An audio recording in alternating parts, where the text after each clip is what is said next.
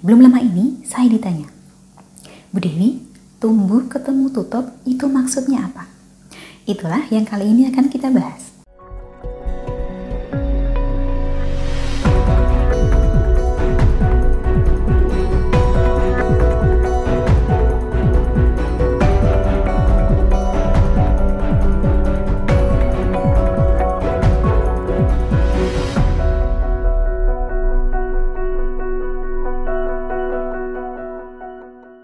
Salam Rahayu, kembali lagi dengan saya Dewi Sundari.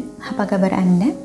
Saya doakan semoga selalu sehat dan senantiasa diberikan kemudahan serta kelancaran dimanapun Anda berada. Belum lama ini saya ditanya, Bu Dewi, tumbuh ketemu tutup itu maksudnya apa? Itulah yang kali ini akan kita bahas. Istilah tumbuh ketemu tutup mungkin akan terdengar familiar bagi Anda yang kebetulan lahir, tinggal, atau besar di lingkungan tradisional Jawa. Secara bahasa, artinya adalah tumbuh yang bertemu tutupnya.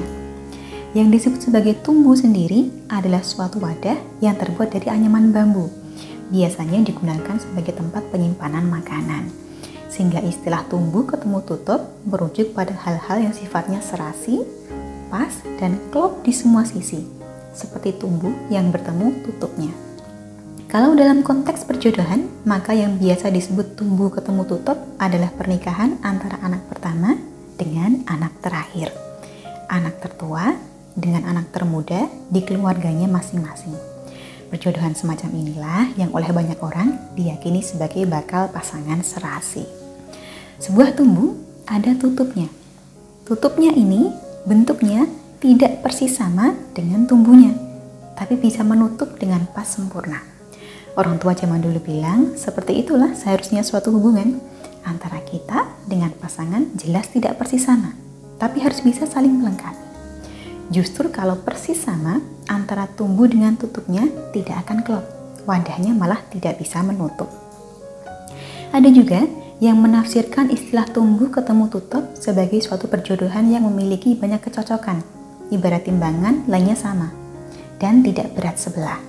Jadi antara calon mempelai laki-laki dan calon mempelai perempuan memiliki nilai yang sesuai.